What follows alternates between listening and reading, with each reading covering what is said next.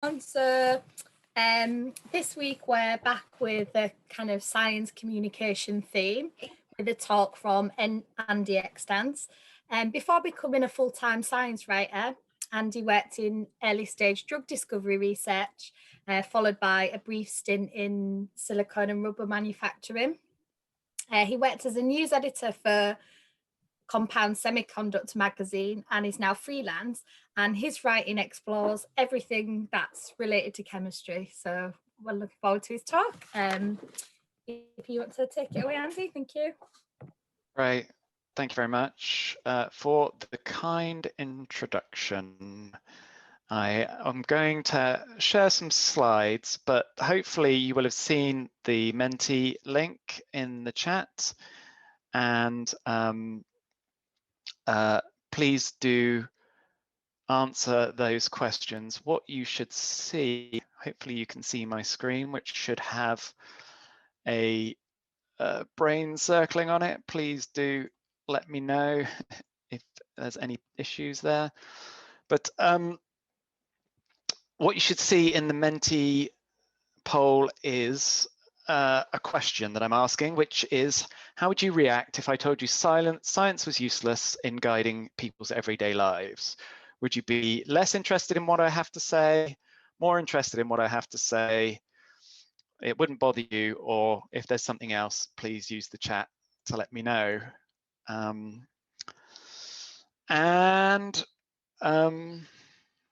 are we doing on the poll?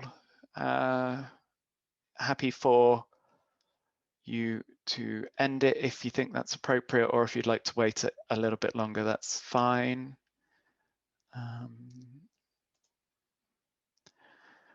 But the reason that I'm asking this is because, as you've heard, I am a science writer.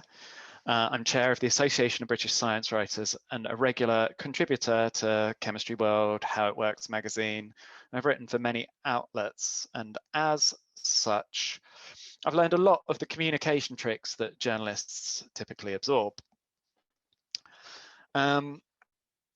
But before that, I wanted to help heal the world. So when I graduated from University of Southampton with an MChem, I went straight into the pharmaceutical industry, and from 1999 to 2006, I worked at an early stage drug discovery company called Tripos Discovery Research, making screening libraries for drug discovery. And before we get a little bit further on that, I'd like to see the poll results. So if you could end your screen sharing so that Christina can screen share. Excellent, will do. I'm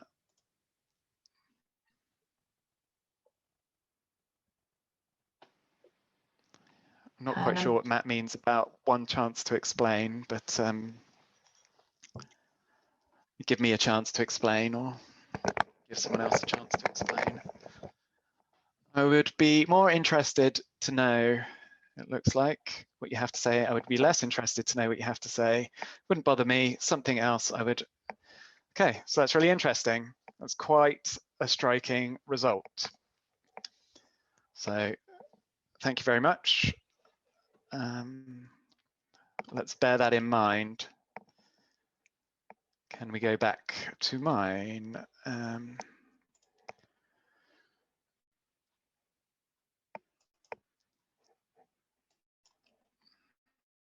Yeah.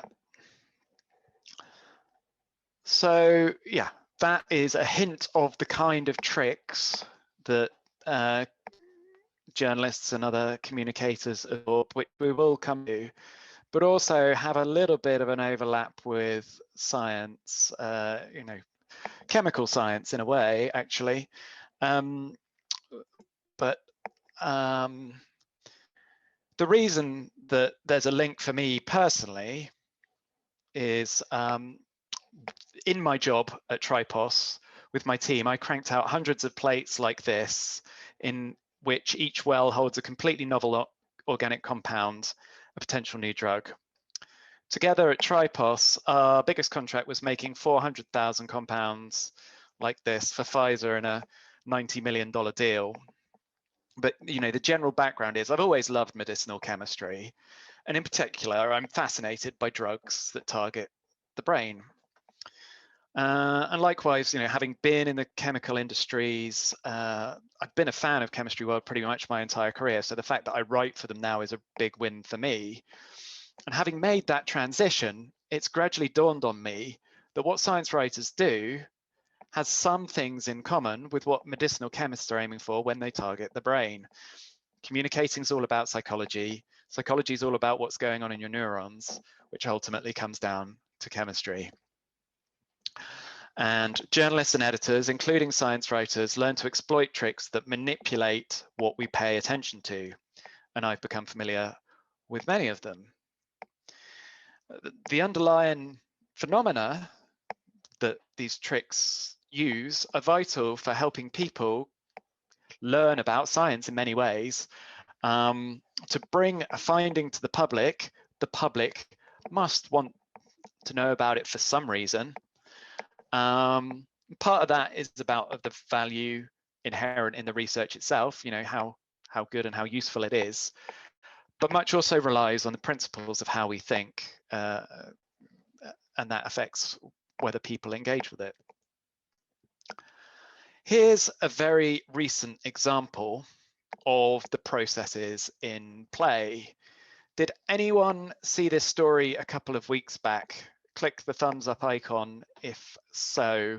I would be interested to see. Of course, this is in German, so yeah, sorry about that. The German newspaper Handelsblatt got hold of some clinical trial results for the Oxford-AstraZeneca COVID-19 vaccine, and it reported them by saying that it was only 8% effective in adults over 65. Cool, good to see that some of you have heard that story. This got a lot of attention, and there was a great deal of concern about how accurate the reporting was, because it might put people off taking the vaccine. But in fact, the original Handelsblatt newspaper stuck to their interpretation of the data, and the confidence in that interpretation became a story in itself for other newspapers. In fact, I'm showing the Daily Mail here, and so this was quite the thing in my circles anyway, that this controversial result was being reported and they weren't backing down, and they didn't apologize and say that it was incorrect. And it's a great example of the kind of thing that attracts people's attention. This is another really good example, one of my favorite examples of the kind of thing that journalists and editors do to get people's attention.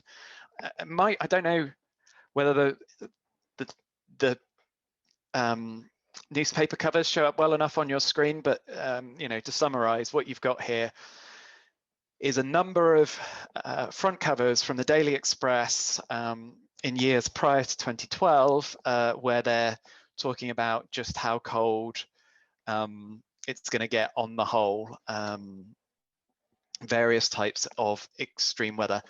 Have you guys ever seen this? I'd like if you would give me a thumbs up if you have. Yeah, I can see Sarah giving me a thumbs up. Yeah, I mean, you see it very regularly on the front cover of the Daily Express if you're brave enough to spend time hanging around in news agents these days.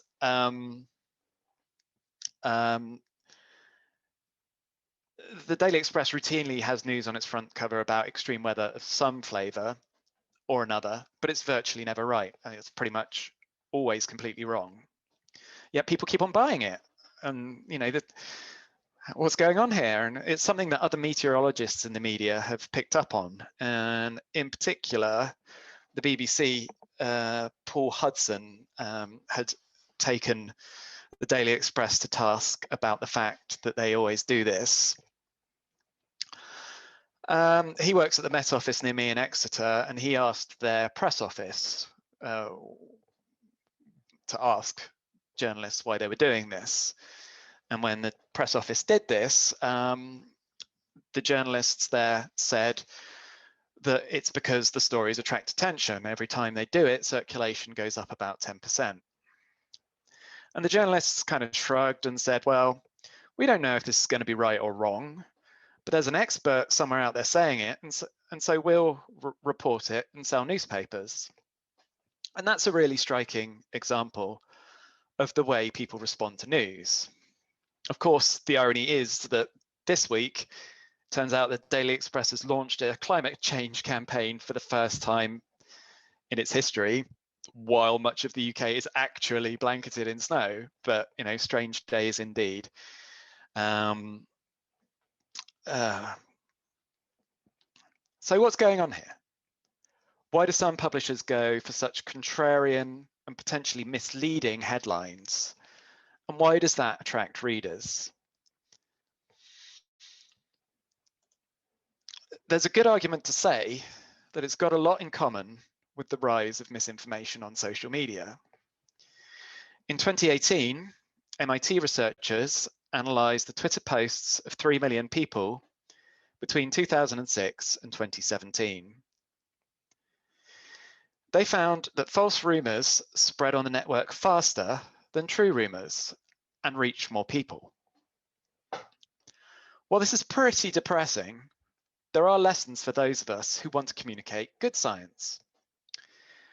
The MIT team looked at the characteristics of the rumours that were being spread and how novel or surprising they were, and rated the language used in the responses to the rumours on 8 standard emotions, one of which was surprise, but the others were anger, fear, anticipation, trust, sadness, joy, and disgust. False rumours inspired replies expressing greater surprise, meaning that they were more novel, and greater fear and disgust, while true stories inspired anticipation, sadness, joy, and trust. This roughly aligns with what I've been told professionally. The most attention-grabbing stories inspire fear and anger, is what I've been told. Yet I've also been told that awe is equally motivating, and that's the positive path that I choose to pursue in my own coverage. Awesome new scientific findings clearly have the surprise value that's mentioned here, even if the rest of the findings from the paper are not really that great for this idea of mine to try and tell awesome stories. But overall, this is the reason that I asked the poll at the start of the meeting. I told you a rumor that was surprising and bleak, but false, that science is no help in our daily life in an attempt to gain your attention. And at least according to the results of the poll, it was really successful. You were much more interested in that false but surprising assertion than you were put off, I suppose. So again, what's going on here? Why are we seemingly attracted to surprising and often bleak or false news, rather than happy but maybe less surprising and true stories? Well, the MIT invoke this mathematical theorem. Does anyone recognize it? Any thumbs up if you do? Oh, Sarah does. Excellent. Perhaps you might like to come on and explain it for me. Oh, I've got quite a few. Hey, Nessa. Hey, Nessa. Good to see you. Yeah, well, maybe some of you will come on and explain it better than me. Because this is Bayes' theorem, named after the Reverend Thomas Bayes, who discovered it sometime in the 1740s. Its popularity's varied, and that makes for a fascinating story, which Sharon Birch McGrain does a great job of explaining in the book, The Theory That Would Not Die.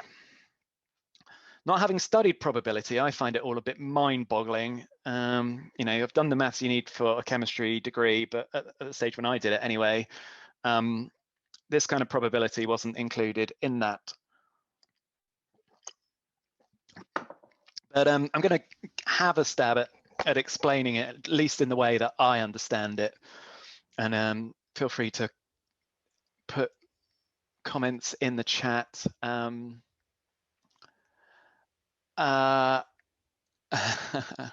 just seeing chat comments. Sorry, I'll come back to you later on those. So yeah, I'm going to try and explain this in a way that works for me, where the thing that was really unfamiliar to me, it was this notation where, you know, you've got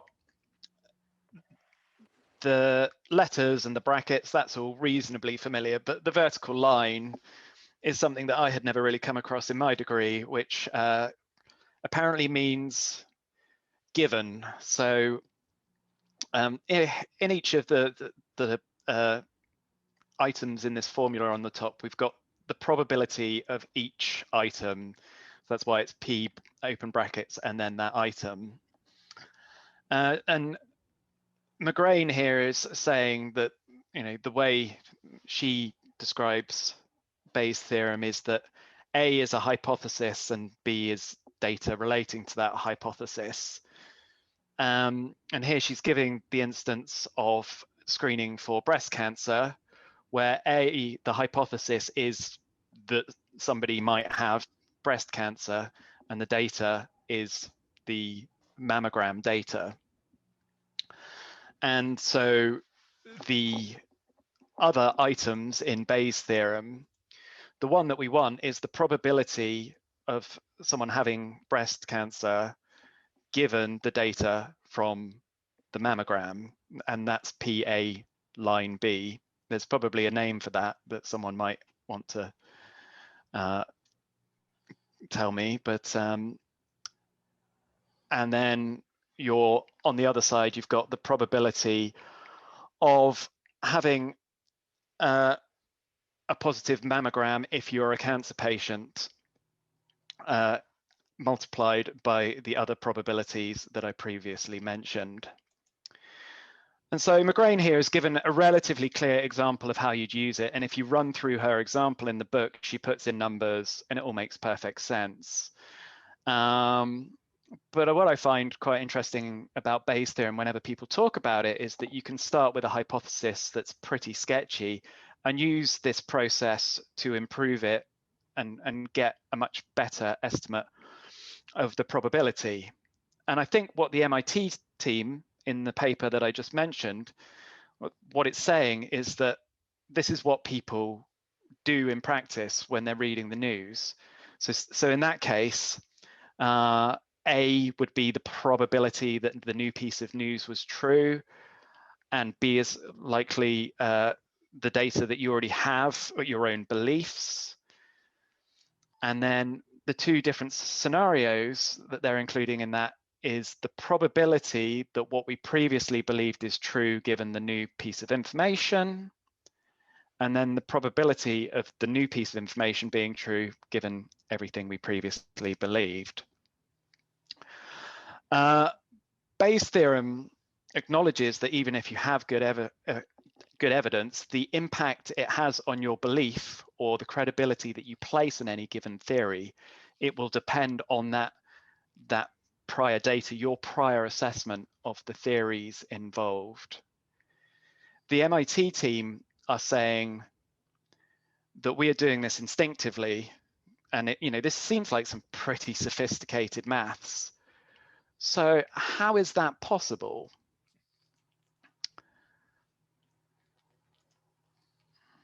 This is a guy who's given us a clue.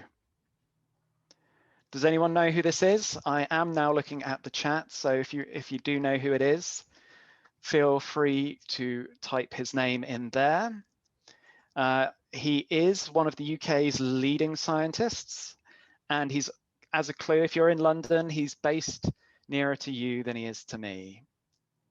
So, anybody?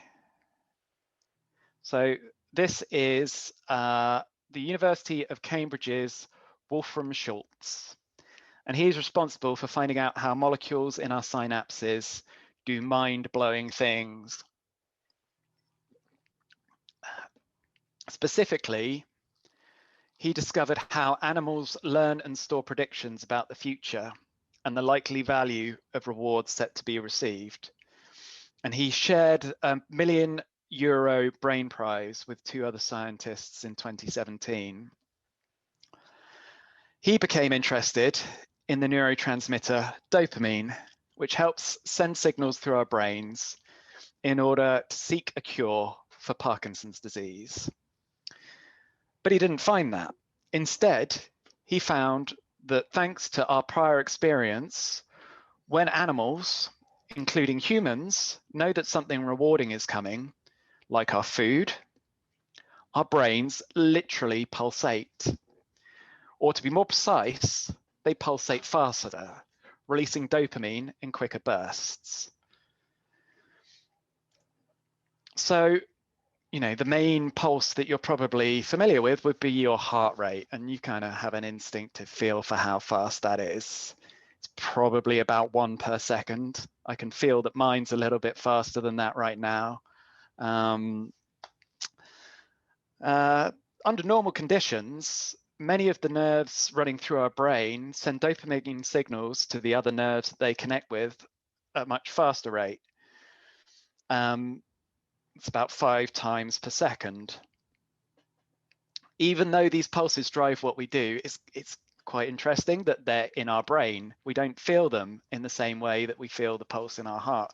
We feel them in the way that we behave and in our emotions, but we don't feel them. So it's kind of an interesting exercise to think what 5 beats a second is. So that's why I've got a metronome to illustrate what's that's like, and you should be able to hear this.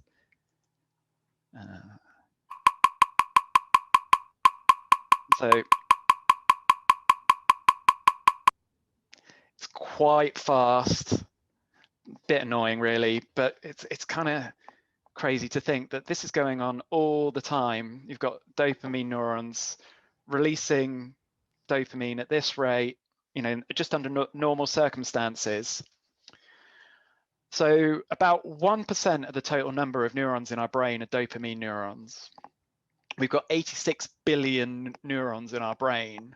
So we've got 860 million dopamine neurons all ticking away at that tick, tick, tick, tick, tick, tick rate. And that's just normal. And you think your heart rate is quite a profound thing to feel. Just imagine all of that going on in your brain. It's no wonder we can conjure such complex emotions out of that. But what Wolfgang Schulz found was that when we know something good is about to happen, or when we receive unexpected rewards, the pulse can increase to 20 times a second for about 150 milliseconds. Here's what that sounds like after a bit of instrumental introduction.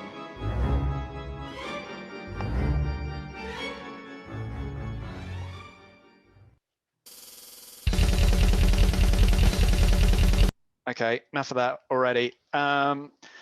So yeah, so that's what our neurons, our dopamine neurons, are like when we're excited. By contrast, when we expect a reward and it doesn't appear, the dopamine pulses slow down below their normal rate. And these faster or slower pulses serve as a feedback mechanism, kind of a reward or a punishment, but it's part of the system that then feeds back through our neurons and guides us to then making better predictions of what's going to happen in any circumstance the next time we find ourselves in that situation. So this is where the chemistry comes in. You may or may not know that the point of dopamine neurons is they release dopamine across a synapse. The synapse's receive side, the postsynaptic terminal, receives dopamine in receptors like a lock fits into a key, as I hope many of you have previously heard. But you may not have heard as much about the biochemistry on the synapse's send side, the presynaptic terminal. When an electrical nerve signal reaches it, the synapse opens a channel that lets calcium ions in, mobilizing spheres tens to hundreds of nanometers in diameter, known as vesicles. They then fuse with the fatty membrane around the presynaptic terminal. So I wrote about this a few years back for Chemistry World, and you can kind of see this process. You can hopefully see the process happening on the slide. I'm not going to do it in detail,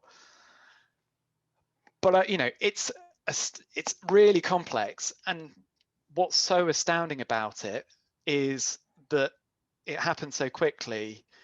After a delay that could be less than 100 microseconds, 1/10,000th of a second, it's amazingly short. Small vesicles release the neurotransmitters that they encapsulate, which is known as exocytosis. And I think the exocytosis process takes less than a millisecond in total. The neurotransmitters then reach the postsynaptic terminal, which is directly opposite the release sites, and that triggers another electrical signal to pass down the next neuron within a few milliseconds. So you can kind of see that these things happening so quickly is how we get that fast dopamine pulsation. So my Chemistry World feature in 2018 talks about that in 1986, nobody really knew how this happened. And at the time, Thomas Südhof, who's now at Stanford in the US, was starting his laboratory. And he went on to win the 2013 Nobel Prize for Physiology or Medicine because he went on to find out at least some of how this happened. And he said in his Nobel Prize lecture that he was mesmerized by the apparent incomprehensibility of the speed of calcium ion triggered release. Today, we know a lot about the proteins involved in this, and I'm actually just writing a story for Chemistry World about kinesins, which can be involved in this. But still, our ignorance exceeds our knowledge. At least that's according to Thomas Südhof when he was talking to me for this feature. He said, we don't really know which of the many molecules that have been suggested in all these papers are actually involved in many synaptic pathways. But even without complete knowledge of the biochemical processes, Wolfgang Schulz was able to show how the dopamine pulses underlie our expectation of reward. And if we predict a reward accurately, the dopamine neurons just carry on their pulsating at their base rate without getting any faster or slower. This is the situation that the changes in the dopamine pulse rate are trying to get towards, is this steady state, this keeping the pulse rate accurate because you're making good predictions. And then this now has a name, and the name it was given comes because there was actually an interesting link between AI and neuroscience, quite an old one actually, because before Schulz et al. Made their discovery, a similar reward process had been used in AI as early as 1955 to teach a computer to play drafts, that is, giving it feedback to help improve its predictions. And so the biological version was actually named after the computer science version. So that's why it has a techie name, which is called reward prediction error. And so this biochemical basis is implicated in all kinds of things, from reading the news and many aspects of learning generally to economic behavior. I'm going to guess that we don't have Tali Sharrow, who's a UCL researcher here. Maybe some of you work with her. If you do, you'll be interested to hear from you later on. But she showed that if you give people drugs that boost their dopamine response, that changes their prediction of the value of a foreign holiday. And so they are actually more prepared to pay more money for that holiday if you give them drugs that affect their dopamine system. But the most important point here is that the dopamine pulse rate allows people to make predictions about how the world works. and then update their beliefs. For example, when they read news that doesn't match the predictions that they had made. And as I say, journalists, editors, and writers generally exploit this, although they probably don't know about the underlying biochemistry. This science paper from last year was absolutely fascinating, showing evidence of a long-standing idea that stories usually share a similar structure. Perhaps we could argue that this common structure comes because the stories are reinforcing our existing beliefs of what a story should be. We could make that hypothesis, and the researchers in this paper don't really look at that at all. I'd probably argue something different. I would say that the standard narrative structures, they hack our prior beliefs, and they defy our expectations and our predictions in a way that optimizes dopamine release and keeps us interested. But I have no data on that. So if anybody else does, I would be interested to hear. But the authors of that science paper from the University of Lancaster and the University of Texas, Austin, identified 3 parts to narratives, although they miss some of the key attributes because of how they do the analysis. In the first staging part, there will usually be some surprising attention-grabbing events that motivate the characters. I would argue that this gets our dopamine pulses rating because it's that surprise. You are having your predictions defied. In the second plot regression part, we get what writers often call progressive complications. The complication, it comes because the hero doesn't journey easily to their goal, usually. Some of the heroes will be wounded or killed or thwarted in their aims. Again, this surprise factor gets the dopamine going, I would argue.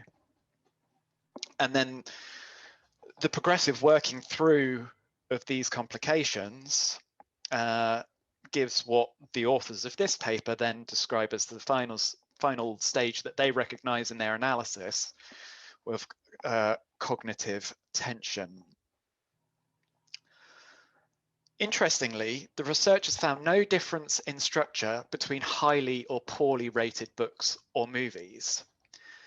I'm going to make the hypothesis that that's because the structure itself is not what makes the story good. It's how well the writer has used the structure to hack the dopamine system and drive dopamine pulses. Again, I don't have evidence for that, but if anybody else has some, I'd love to know about it.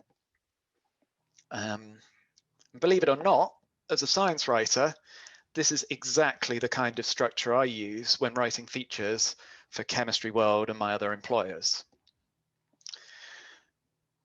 One of the best summaries of this process of hacking people's dopamine prediction machinery to get them to absorb information is The Science of Storytelling by Will Storr. These great infographics from Kelly Louise Priest at the University of Exeter highlight some of the key points, which you may see we've already discussed. You'll see that Kelly is keen to use these techniques to communicate research findings. I particularly highlight the information gap that she talks about in the top left of the slide there. It's the missing piece at the start of the story which engages you and makes you want to keep listening and find out what's going on. It's what we were talking about in the previous slide about the staging.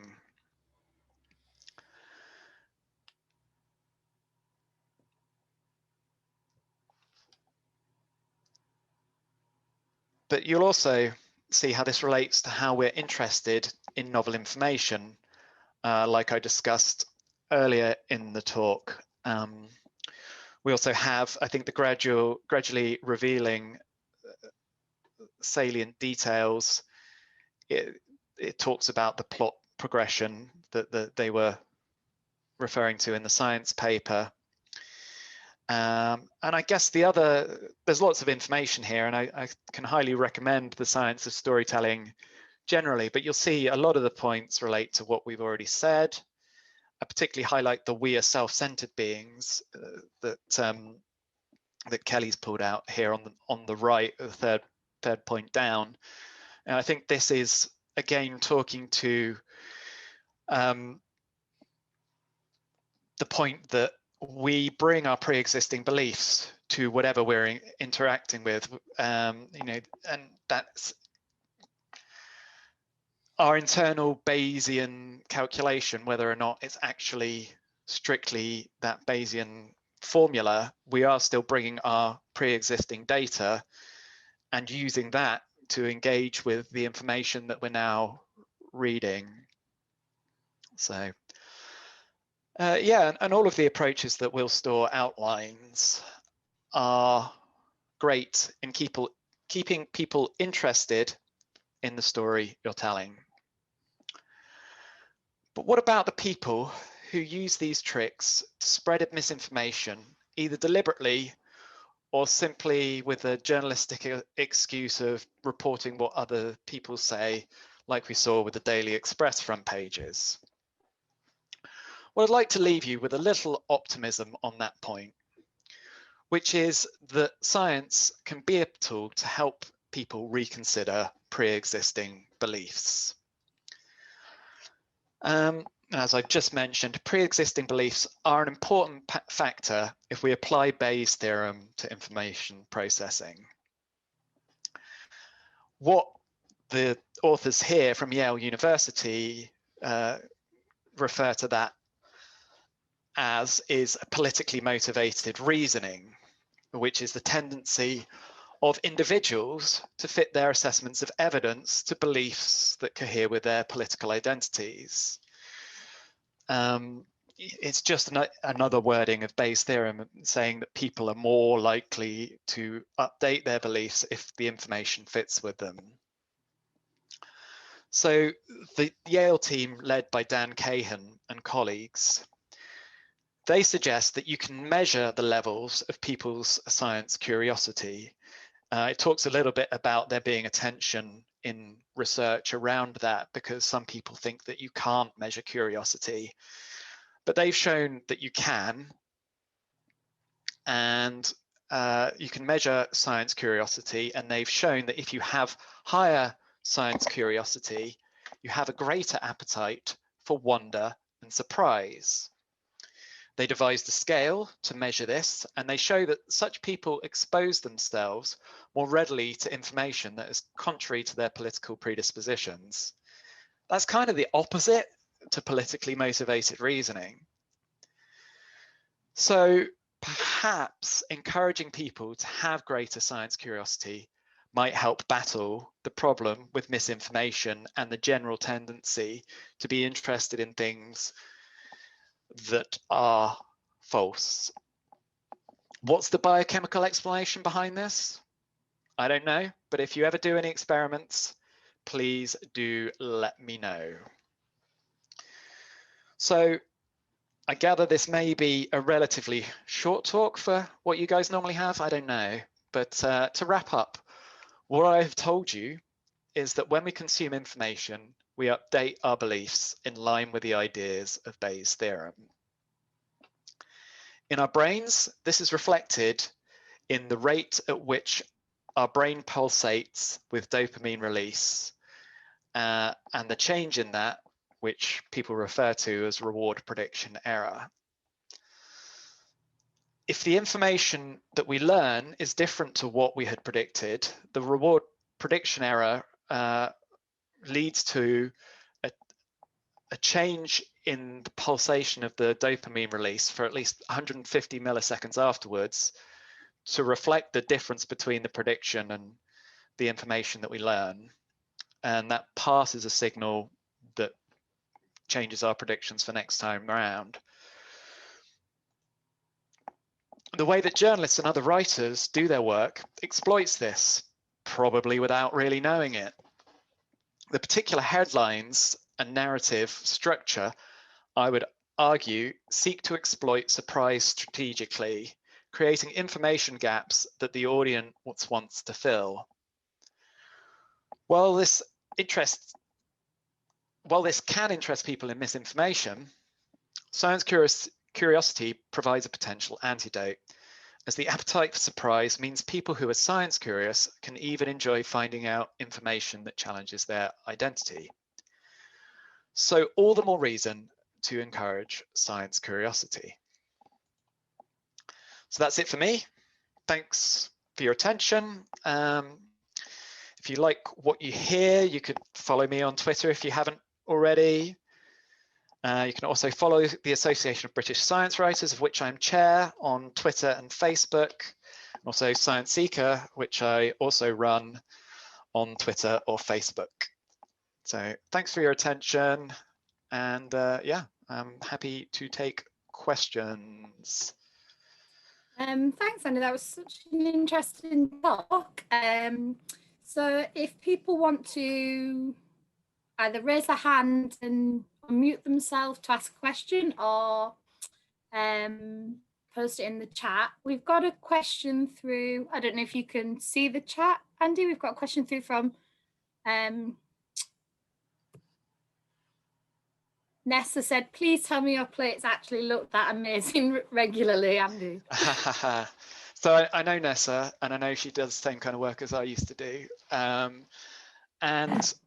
No, sadly not. It would be cool. I mean, I wonder how often Nessa's plates look like that. But no, that was a particularly cool library with a very highly coloured core to the molecules we were making. So yeah, hence why it was so photogenic. We've got a question from Sally Price. If can you unmute? Yeah, that was a very interesting talk. It made me wonder the extent to which scientists are actually applying and encouraged to apply those principles to writing the primary scientific literature, if you're to get it in a high impact journal. That aspect of having deciding what the story is and wanting to have something surprising so that it will get into the more impactful journals, and whether that is actually a good thing or a bad thing. You make a really excellent point there. I think, so the 2020 science paper with, I think it's Boyd et al. I have to put my glasses back on. They look at a number of different types of stories. So there's stories and movies, but they also use legal documents, and they still found the same narrative structure even in legal documents. And so, yeah, I think you do make a good point that you know, it does emerge in research papers, and I think there probably is a certain amount of instinctiveness in the way that we turn to that kind of structure. And like I say, I would argue that the difference comes with the way in which it's exploited, and you know, how gripping that then becomes. And I think the point you make about whether or not it's a good thing in science is great. I think that there are different levels that you need to think about things on in every case, be it when you're reading scientific journals or any other type of information. There's the attracting, you know, having your attention attracted to it. You need a reason to read something, you need a reason to pick it up, and you know, that has to happen. So you need to get something across in a way that's effective. But then once the reader has picked it up and engaged with it, the healthiest way to engage with it is, well, okay, this is obviously attracting my attention. You know, should I actually be worried about that? Is it going to deceive me because it is so interesting? And I've talked a lot about fundamental mental biochemical processes, but you know, I think we're not just a hostage to that reward prediction error. There are other processes going on in our heads that allow us to stop and decide what to think about and think about it a little bit differently. So yeah, I don't know. I think I've kind of talked around your question a bit, but yeah, I think it definitely does happen in science papers. I don't think it's a bad thing. I think it's kind of instinctive, but yeah, I guess we all need to be a bit wary when we're reading material that does this to us. Yes, you know, particularly when it comes above the careful examination of the reproducibility of the results and clear description of methods and analysis, and you know, the extent to which the science communicators, science journalists want the job done for them, or whether they start doing refereeing or not. I think it's a really good point. I mean, so as chair of the Association of British Science Writers, this is probably a kind of topic that we could, you know, we would get into amongst that forum where, you know, in some areas you'll have specialist science journalists who've actually got specialist knowledge such that they can look at results and go, well, that's a bit dodgy. But on the other hand, you will have science journalists who might work, say, for the daily newspapers, who are under a great deal of pressure to churn out a lot of stories in a very short period of time. They'll have some deep knowledge in some areas, but not in all of them. And so they will need to be spoon-fed a bit more, but they're still the relative expert compared to their neighbor on the politics desk, or you know, and so that they will at least be able to kind of work out what the important stuff is, even if they're not necessarily able to be as critical about things like reproducibility. Thanks. Thanks. We've got a question from Sarah. Hopefully I can word this right. How do we know how well encouraging scientific interest works, assuming it varies per person? Yeah. That's an excellent question. Excuse me. I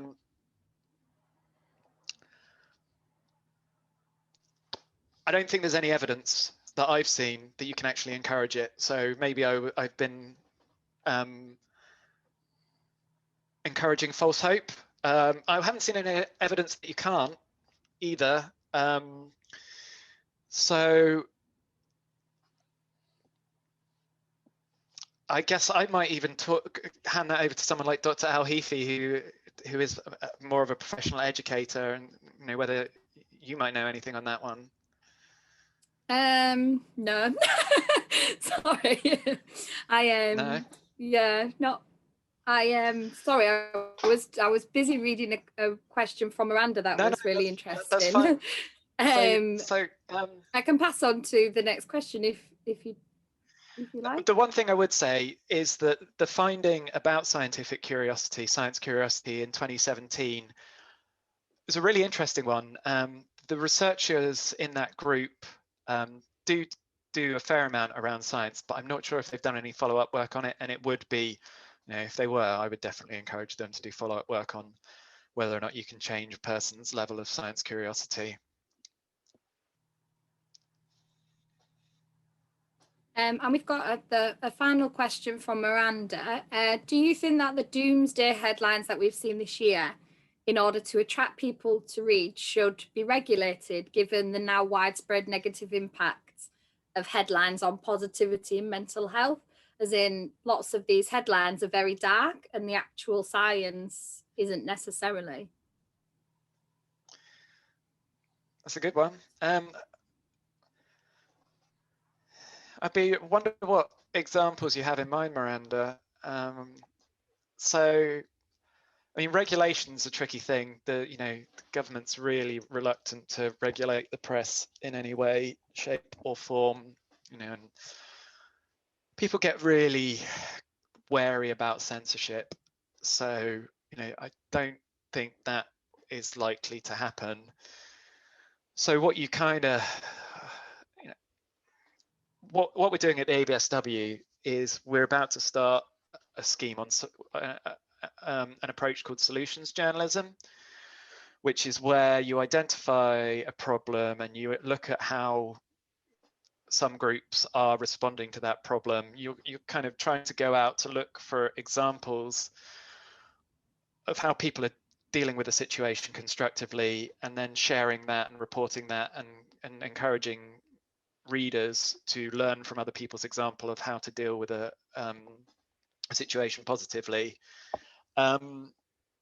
Whether or not it ends up getting the level of attention that that is going to be a metric that editors are really interested in, I do not know. And I think that's going to be a really important question for this exercise that we're going into as the ABSW, what happens with regards to readership. But it's something that we're trying, and I think it's that kind of push, rather that it's going to be much more carrot than stick, I suppose. You can't, I don't imagine there's going to be much regulation about it. But I'd be interested to know what headlines you had in mind. Oh, none spring to mind immediately, but it's just often there's headlines that kind of imply the world is ending right now, and then it actually, when you read the article, it's like, oh, okay, this thing got worse, but actually this can happen and this can happen. So for people who don't necessarily have time to read the full article, they just read the everything's going wrong, and they don't necessarily read the small print of actually we can deal with this, but it's a bad thing kind of way.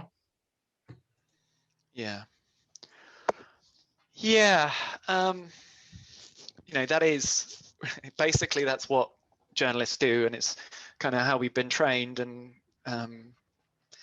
it's a lot of unlearning to be done. Thank you.